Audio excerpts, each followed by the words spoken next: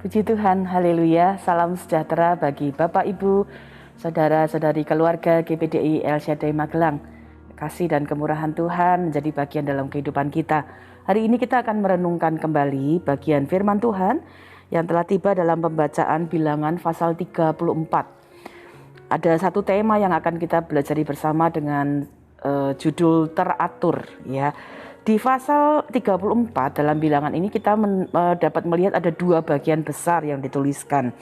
Yang pertama adalah tentang Tuhan mengatur batasan-batasan tanah yang akan dimiliki oleh suku-suku Israel. Itu kita dapat baca pada Bilangan 34 ayat yang kedua. Saya bacakan. Perintahkanlah kepada orang Israel dan katakanlah kepada mereka, apabila kamu masuk ke negeri Kanaan, maka inilah negeri yang akan jatuh kepadamu sebagai milik pusaka, yakni tanah Kanaan menurut batas-batas. Jadi ada pada ayat 1 sampai ke ayat yang ke-15 ada batas-batas yang ditentukan oleh Tuhan, ya, kepada suku-suku Israel di mana mereka dapat tinggal, ya, batasan-batasan daerahnya. Tetapi ayat 17 kemudian ada bagian lain di mana Tuhan mengatur orang-orang yang ditunjuk untuk bertanggung jawab membuat keputusan dan membagi tanah-tanah itu. Kita lihat pada Bilangan 34 ayat 17. Inilah nama orang-orang yang harus membagikan tanah itu kepadamu sebagai milik pusaka, Imam Eleazar dan Yosua bin Nun, ya. Kemudian pada ayat-ayat berikutnya akan di sana juga dituliskan nama-nama orang-orang yang lain yang dapat membantunya. Nah, dari dua bagian ini kita dapat melihat dan belajar satu hal yang istimewa adalah bahwa kita punya Tuhan yang adalah pribadi yang teratur, ya. Dia mengatur segalanya dari sejak dia menciptakan bumi ini. Dia menciptakan bumi itu bisa berputar pada porosnya, matahari itu dapat terbit selalu dari timur, terbenam di barat. Dia menciptakan jarak yang tepat antara bumi dengan satelit-satelit yang lainnya. Dan bahkan dari ayat Bilangan 34 kita dapat melihat bahwa bagaimana Tuhan yang sudah menyertai bangsa Israel mengatur bagaimana mereka hidup di tanah Kanaan, ya, termasuk mengatur siapa orang-orang yang membagi tanah-tanah itu. Ya, sangat istimewa. Karena kita punya Tuhan yang teratur, tentunya kita pun akhirnya belajar bahwa hidup yang dikaruniakan kepada kita pun harus direncanakan, harus dibawa supaya segala sesuatu yang ada dalam hidup kita ini pun menjadi berada di dalam keteraturan. Ya, 1 Korintus pasal 14 memberikan kita catatan pedoman sebagai anak-anak Tuhan kalau kita menjalani hidup kita. 1 Korintus 14 ayat 40. Saya akan bacakan 1 Korintus 14 ayat 40. Tetapi segala sesuatu harus berlangsung dengan sopan dan teratur. Ternyata bukan saja kita punya Tuhan Allah yang pribadinya teratur, tetapi ada tuntunan firman Tuhan untuk kita hidup pun hidup dengan teratur. Dan kalau kita bicara tentang teratur, saya percaya setiap kita punya pengalaman masing-masing. Kita di dunia ini hidup dengan banyak hal yang mengatur kita supaya kita dapat melakukan segala sesuatu dalam hidup kita. Nah, hari ini saya akan mengajak kita melihat ada manfaat-manfaat yang luar biasa kalau kita mau hidup teratur. Ya, kita akan melihat nanti bagaimana caranya kita mengatur, ya, keteraturan dalam hidup kita. Tetapi manfaat-manfaat yang Tuhan berikan, Tuhan ajarkan melalui firman-Nya, itu kiranya juga mendorong kita untuk melihat betapa pentingnya kita hidup dengan teratur. Yang pertama adalah manfaat secara pribadi. Ini penting sekali. Tuhan menolong bangsa Israel, ya, untuk kemudian hidup teratur supaya mereka memperoleh manfaatnya secara pribadi. Setiap suku tidak seenaknya kemudian dapat berkata bahwa aku mau wilayah yang paling besar, aku mau pakai wilayah sesuai dengan keinginanku sendiri. Tetapi setiap suku itu diatur wilayahnya, besarnya sama dengan sesuai dengan besarnya suku. Jadi suku yang mungkin jumlahnya tidak tidak terlalu besar, dapat wilayahnya sesuai dengan kapasitas mereka. Kalau kita bayangkan kalau misalnya suku itu jumlahnya hanya sedikit, tetapi dia dapat tempat yang terlalu luas, kemungkinan mereka akan tidak sanggup mengelola tanah itu. Atau sebaliknya, sukunya misalnya jumlahnya sangat besar tapi dapat tanahnya sangat kecil, bisa jadi akan banyak orang kemudian tidak melakukan apa-apa. Nah, ini pun yang kita dapat belajar dari hidup kita.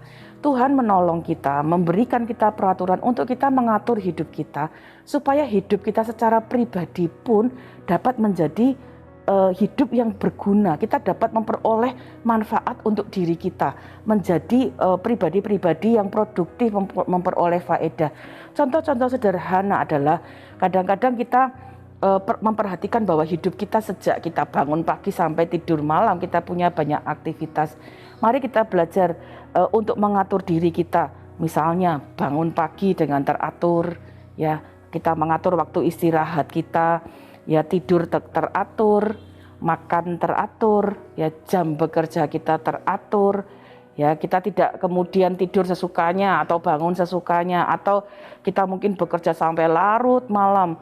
Ya, kita punya banyak hal yang kita bisa pelajari, olahraga dengan teratur, ya, mengatur jam-jam makan kita, kemudian mengatur saat-saat kita ibadah, mengatur saat-saat kita berdoa, ya. Jadi keteraturan dalam hidup secara pribadi itu menyangkut hidup secara jasmani dan juga hidup secara rohani. Ya, mungkin kita berkata, kan saya nggak teratur untuk diri saya sendiri, itu kan nggak mengganggu orang lain. Toh saya tidur larut malam nggak ganggu orang lain. Bisa jadi mungkin kita beranggapan seperti itu. Tetapi ketika kita tidak tidur dengan teratur, makan nggak teratur, atau mungkin kita melakukan semua sesuka hati kita, bisa jadi kemudian tubuh kita tidak cukup fit, tidak cukup sehat. Pekerjaan yang harus kita lakukan mungkin kemudian jadi terbengkalai ketika kita tidak mengatur waktu kerja kita dengan baik, sehingga sebenarnya akan mendatangkan sesuatu yang menjadi kekacauan bagi diri kita sendiri ketika kita hidup dengan kepentingan kita sendiri. Karena itu mari kita belajar untuk mengatur diri kita dengan baik, karena waktu kita hidup dengan teratur sebenarnya manfaatnya akan menjadi baik bagi diri kita. Ketika kita teratur, mengatur waktu-waktu kita bangun pagi, makan, semua kita atur, bekerja kita atur dengan baik, maka kita akan menjadi pribadi-pribadi yang kemudian dapat produktif. Orang yang makan dengan teratur hidupnya sehat. Waktu dia hidup sehat, dia dapat memiliki juga kebahagiaan.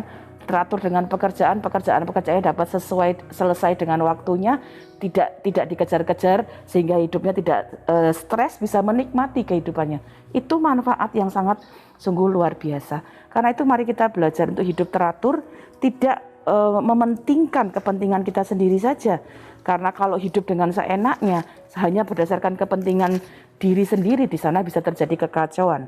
Yakobus 3:16 memberikan kita catatan demikian. Sebab di mana ada iri hati dan mementingkan diri sendiri, di situ ada kekacauan dan segala macam perbuatan jahat. Ketika ada ketidakteraturan hanya menurut kepentingan diri sendiri, bisa mengakibatkan kekacauan. Saya rasa kita pun tidak ingin itu terjadi dalam hidup kita. Mari kita belajar kalau keteraturan itu memberi manfaat untuk diri kita pribadi. Mari belajar hiduplah dengan teratur, mengatur aktivitas pribadi kita dengan teratur. Mari kita belajar untuk membuat jadwal-jadwal yang teratur bagi diri kita, sehingga itu dapat memberi manfaat bagi kita. Yang kedua adalah manfaat bersama. Ternyata bukan hanya manfaat secara pribadi. Orang yang hidupnya teratur, orang yang melakukan menjalani hidup dengan produktif yang bermanfaat, itu pun akan menjadi berkat bagi orang-orang yang lain. Artinya begini, waktu kita bekerja, kita menjadi orang yang disiplin dan teratur, pekerjaan kita beres, pekerjaan kita baik, maka pekerjaan kita dapat menjadi berkat bagi orang lain. Apa yang kita lakukan dapat menjadi berkat bagi orang lain. Waktu kita menjaga diri kita sehat, hidup kita pun dapat menjadi berkat bagi orang lain. Waktu kita mengatur diri kita untuk teratur, ya, misalnya kita belajar menjaga kedisiplinan untuk misalnya yang paling kecil, contoh kecil kita mau antri, itu juga mau menciptakan keteraturan dan keharmonisan bagi orang-orang yang juga ikut antri bersama-sama dengan kita. Dalam banyak hal, ya, keteraturan itu juga menciptakan keharmonisan. Filipi 2 ayat 4 memberikan kita catatan demikian. Filipi pasal 2 ayat yang keempat. Dan janganlah tiap-tiap orang hanya memperhatikan kepentingannya sendiri, tetapi kepentingan orang lain juga. Waktu kita teratur ada manfaat bagi kita pribadi, tapi yang kedua juga akan menjadi manfaat bagi orang-orang di sekitar kita. Seorang ibu yang teratur akan menjadi berkat bagi seluruh keluarganya. Seorang ayah yang hidup dengan teratur menjadi berkat bagi keluarganya juga. Anak-anak yang hidup teratur menjadi berkat bagi keluarganya dan juga bagi keluarga-keluarga yang lain. Karena itu hari ini mari kita belajar. Tuhan mengatur bangsa Israel, ya. Mereka tidak hidup seenaknya, tapi hidup sesuai dengan batas-batas yang Tuhan tentukan. Tuhan mengatur siapa yang kemudian diberi wewenang untuk mengatur itu, sehingga kemudian mereka dapat hidup berdampingan, ya, di batas-batas yang Tuhan sudah berikan, dan mereka hidup dengan baik, hidup dengan bahagia, hidup dengan harmonis. Ini yang Tuhan inginkan dalam hidup kita. Dia memberi batasan kepada kita, memberikan ketentuan-ketentuan, bukan untuk membuat kita menjadi sulit, tapi justru sebaliknya, kita memperoleh manfaat kebahagiaan bagi diri kita pribadi dan juga kebahagiaan, keharmonisan bagi orang-orang di sekeliling kita.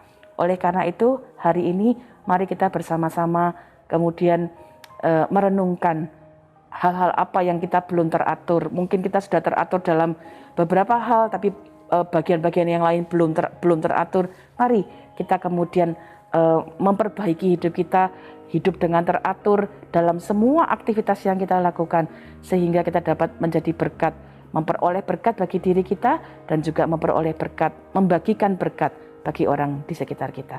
Puji Tuhan, demikian renungan firman Tuhan yang dapat saya sampaikan. Mari kita berdoa. Bapa, terima kasih, kami mengucap syukur dari firman-Mu, kami dapat belajar. Kami berterima kasih Engkau pribadi yang teratur mengatur segala sesuatu dengan sangat istimewa.